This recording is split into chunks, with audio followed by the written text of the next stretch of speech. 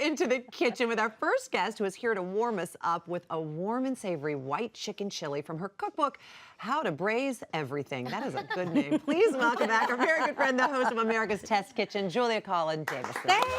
Thank you for nice to see you again. Yeah, nice to see you. We always know we were going to have the best food ever in America when you're here, because you test each recipe 7,000 times. Well, that's the thing. Actually, more like 30 to 50 times. But what we do is we test things to make sure they always work for the home cook. We like to say we make the mistakes so you don't have to. And you do. Yes. And you get it perfect. Yeah, and when it comes to white chicken chili, there's a lot of mistakes you can make. Well, there's a lot of mistakes you can make to not make it perfect like you have. So you said you tested this how many times? Oh, at least 30 times. At least 30. Happily. Wow. So in the testing, you figured out that there are 3 common things that happen that will ruin your white chicken chili. Yeah, absolutely. So first of all, let's discuss what white chicken chili is. Okay. Because it might be new to some people. So usually when you think of chili, you think of a red chili, right? With ground meat. That's based on dried red chilies, right? And chili powder. Right. This is a white chili. It's based on fresh green chilies. So right after the bat, you have a very different flavor profile. Yes. And one of the problems is it's hard to build flavor using fresh ingredients like this. So there's a couple tricks to making it not taste so bland, which is the first problem we have.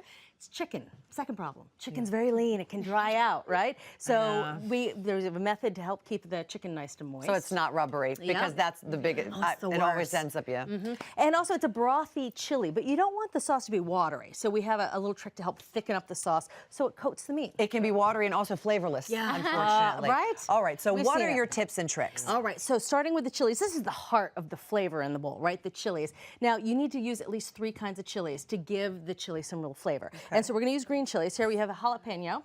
Right. Oh, that's going to be spicy. Right. So this adds the spice, a little bitterness. Here you have a poblano. Now this is kind of a sweet chili, not very spicy, but adds a little bit of sweetness. And this is the magic. This is an Anaheim chili, also known as a California or a Magdalena. Now you can find these in supermarkets across the country. This is where you do chicken. What's it called? Chili poblanos. Chili poblanos. Rellenos. Chili rellenos. Yeah. So this pepper actually is not spicy at all. It's almost lemony. And so when you add all these flavors together, that's how you get the flavor in the chili. Okay. And you got to use a lot of them. You got to use at least 9 chilies. Wow. Which is a lot of work, right? It's a lot of chopping. So what you can do is you can use the food processor to help you chop up the onions and the chilies. And it'll look like this, kind of like a salsa texture. Okay. And this is perfect. Now, a trick we learned the hard way, do not put the jalapenos in with these others, because this is kind of big. These pieces, if you get a big piece of jalapeno. Bad idea? Yeah, tasters weren't so fond of that. Okay. So, Question, did you take the seeds out? no, oh yes, you take the seeds out. Okay. Now you can leave the seeds in some of the jalapenos if you want to. You want to go there, everybody. Yeah, because the seeds Good are where all luck the to you. heat is, right? Yep. All right, so then, now let's talk about the chicken. Okay. We like white chicken. Tasters really prefer the tender shreds of white chicken, but it dries out. So buy it on the bone. Okay. And then when you brown it, leave the skin on. Because when you brown things, that's key to making any soup, stew, or chili. You got to build flavor in the pot with browning. Okay. The browning does nothing for the chicken. It's all for the pot.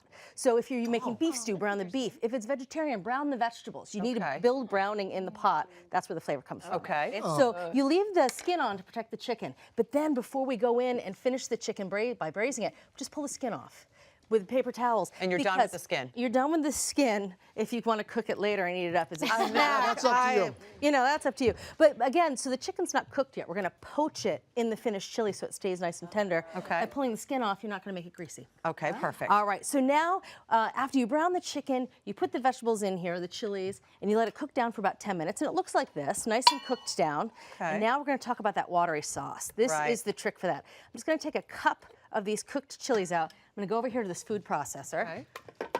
We're going to add that, and there's going to be white beans in the finished chili. All right. This is a cup of the white beans. Okay. Cannellinis. Cannellinis, that's it. And a little bit of the chicken broth, a cup of broth. All right. We're going to process this. Isn't it good? It's like it's a nice, refreshing chili. And we're going to process this up. So this is going to be the thickener. So it's a brothy chili, but you want it to coat a little bit. That is so clever. Oh, it's good whenever you're making a stew or anything and you want it to be a little thicker, but you don't want to add cornstarch. Just pull some of the vegetables out, process it up, and put it back. That is so clever without adding any other ingredients except the actual ingredients. That's it. And so we're going to stir this. You stir this back in there. Yeah. And then you add the broth and the chicken. You poach the chicken until it's nice and done. Takes about 15 minutes. All right. Pull the chicken out, let it cool, shred it. While you're shredding the chicken, throw the rest of the beans in here to warm up. Okay. And then just before serving, you take the shredded chicken, goes right into right back in. the chili. Yeah.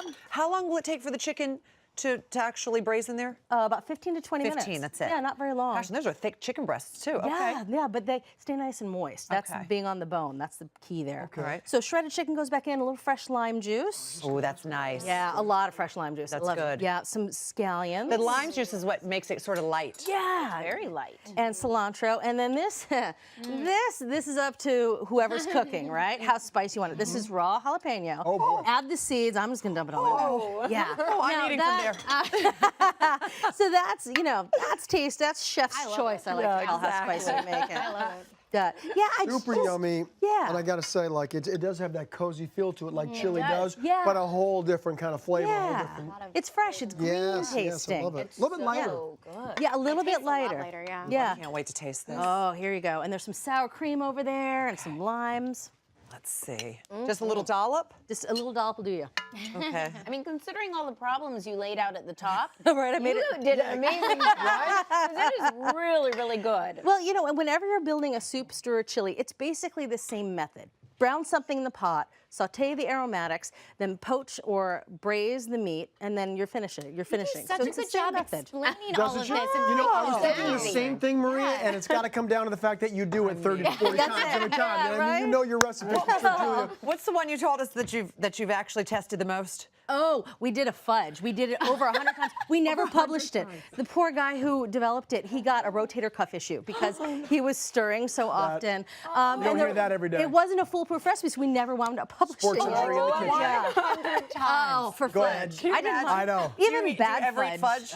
Not anymore. Not anymore. Yeah. But for a while, I was way about the So fudge. funny. Yeah. Julia, you're amazing. All right, let's Full try this, recipe, Julia. everybody, will be at hallmarkchannel.com.